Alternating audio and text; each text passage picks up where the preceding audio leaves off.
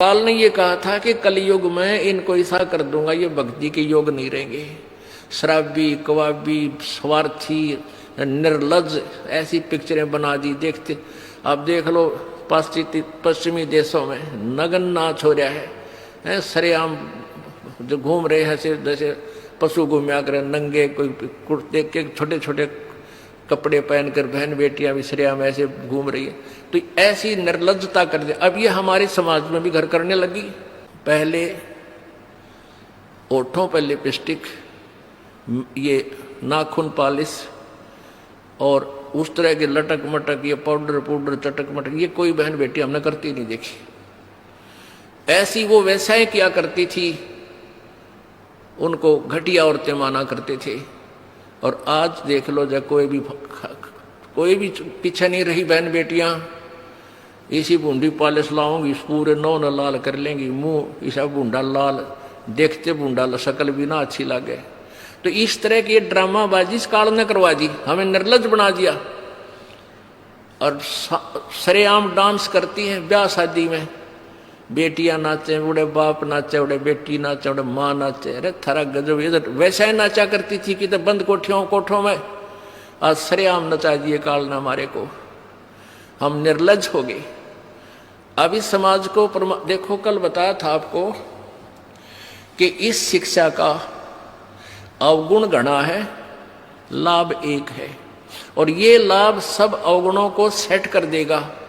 कि अवगुण ये है कि निर्लज्जता, चातुरता, हम एक दूसरे के जो है ना प्रिय नहीं रहे, अपनी चतुरता के कारण काग बन गए। काग क्या करता है कि जैसे कौवा होता है, गधे की चोंच कमर टूटी होती है और उस दुखती उस जख्म को ही दूनी चोंच मार मार कर उससे खाता है। हम इस चतुरता के कारण रिश्वत लेते हैं, किसी का काम नहीं कर अधिकारी पैसा लेने के लिए उनको 100 ऑब्जेक्शन लगाकर चक्कर कटाते रहते हैं। कोई 2 का 20 बनाते हैं। सब घी में मिलावट, दूध में मिलावट, सब्जी में, हर चीज में मिलावट। कहते हैं ऐसा इंजेक्शन लगाते हैं, बेल का तोरी तड़के इतनी लंबी हो पावे। थारा गजब वही, सिर्फ वो बेचन खातिर कि थारा पैसा, तुम्हें पैसा मिल जाए, हुकंड क्रुक। तो ये चतुरता आ गई। अब डॉक्टर लोग देख लो, सभी तो नहीं हुआ करते, लेकिन 80% इतना जुल्म करते हैं। 2 रुपये का 100 रुपये मांग ले, 200 मांग ले, कोई टाल नहीं, 500 मांग ले, 1000 गरीब आदमी से। और भी किसी स्तर में देख लो, आप कोई पीछा नहीं रह रहा। जिसका भी जहां दाव लगता है वो तुरंत डंक मार देता है। जिसके पास कोई मिलावट मिलावट करने सथाना नहीं है, वो तो करेगा कहां से। तो अब इसमें अवगुण तो इतने हो गए, माया माया दिखाई देती, ना भाई दिखता, ना बाण दिखती, ना भगवान दिखाई देता। और गुण इसमें एक है इस शिक्षा में कि हम अपने सदग्रंथों को स्वयं पढ़कर भगवान पहचान लेंगे। और इस भगवान के पहचानने के उपरांत, इस ज्ञान को सुनने के बाद अपने आप ये माया की हवस नष्ट हो जाएगी। क्योंकि हमें पता चल जाएगा कि हमारे 2 नंबर के काम करने से धन नहीं जुड़ सकता, पैसा नहीं रह सकता, क्योंकि हमारे भाग्य में नहीं है। और भाग्य से ज्यादा ले लिया तो ना जाने किस प्रकार जाएगा। एक भक्त ने बताया कि मेरा इकलौता पुत्र बीमार हो गया और मैं उसके ट्रीटमेंट के लिए, पहले तो किसी ने बताया इस पर छाया है, इस पर प्रेत है, जंतर मंत्र करने वालों के पास लौटा 20-30 हज़ार रुपये वहाँ लगाए। फिर डॉक्टर लोकल हॉस्पिटलों में दिखाया, वहाँ काफ़ी पैसे लगे। फिर बताया इसके दोनों किडनी फेल होगी, all India medical institute Delhi गया, वहाँ किसी से रिश्तेदार से ले लवा के वो गुर्दा पैसे वैसे दे कर कहते उसके 3 लाख रुपए लड़के के लगे। दोनों किडनी चेंज कराई, वो किडनी तो सफल होगी, सुख की सांस ली, 3 लाख रुपये लाग गए। और 6 महीने के बाद वो इकलौता पुत्र बस एक्सीडेंट में मर गया। ओ तेरा गजब, टक्कर मार मार कर रोया।